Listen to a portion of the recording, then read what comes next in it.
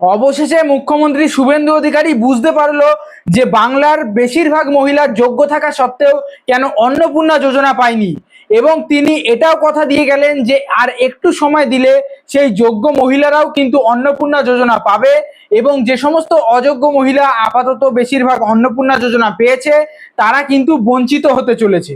হ্যাঁ বন্ধুরা, ঠিকই ধরেছ, আমাদের মুখ্যমন্ত্রী শুভেন্দু অধিকারী মহাশয় কিন্তু এই অন্নপূর্ণা যোজনা যা নিয়ে মহিলারা রাস্তায় রাস্তায় প্রতিবাদ করছিল, রেল অবরোধ করছিল, সেই অন্নপূর্ণা যোজনা নিয়ে কিন্তু অবশেষে মুখ খুলেছে এবং সবার ভুল ধারণা তিনি ভেঙে দিয়েছে। তিনি কি বলেছে সেটা আগে তোমরা শুনে নাও। 1,45,00,000 মা বোন দিদিকে টাকা দিয়েছি, জুনে 28 লক্ষ। অত তাড়াতাড়ি তালিকা ঠিক করা যায়নি। জুলাইতে 1,19,00,000, এ মাসে 1,45,00,000। এটাও কথা দিয়ে গেলাম, যারা এই সামান্য অল্প ভাতার উপরে নির্ভর করেন বা প্রকৃত পাওয়ার হকদার, আরো যদি 20-30 লক্ষ লাগে আমি সেটা দেওয়ার ব্যবস্থা করব।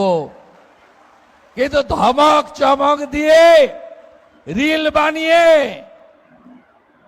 আর মিডিয়া ট্রায়াল করে আর 20 জন লোককে রাস্তায় নামিয়ে ওই হেরে যা তৃণমূল, খণ্ড বিখণ্ড হয়ে যা, কে বলে আমি কালীঘাট, কে বলে আমি ঋতব, কে বলে গেলাম উত্তরে, কে বলে দক্ষিণে, ভাইপো আবার বিদেশে, পিসির ঘরে তালা চাবি লাগানো। আপনাদের এসব কোনো বুদ্ধি চলবে না। আশা করি বন্ধুরা বুঝতে পারছো তো আমাদের মুখ্যমন্ত্রী শুভেন্দু অধিকারী মহাশয় তার কথার মধ্য দিয়ে কি বোঝাতে চাইছে। অর্থাৎ এত কম সময়ের মধ্যে কিন্তু সম্পূর্ণ ঠিকঠাক ভাবে ঝাড়াই বাছাই করা কখনোই সম্ভব নয়। এবং এই যে তোমরা দেখতে পাচ্ছ যে যারা অযোগ্য তারা অন্নপূর্ণা যোজনা পাচ্ছে, কিন্তু তোমরা যোগ্য হয়েও অন্নপূর্ণা যোজনা পাচ্ছ না, তার কিন্তু কারণ একটাই বোঝাতে চাইছে। অর্থাৎ যে সমস্ত পঞ্চায়েতে, যে সমস্ত নিচের মহলে তৃণমূলের মাথাগুলো ঘাঁটি গেড়ে বসে আছে, তাদের লোকজনের হাতেই কিন্তু এখনো সমস্ত পঞ্চায়েত এবং সমস্ত বিডিও অফিসের ক্ষমতা রয়েছে।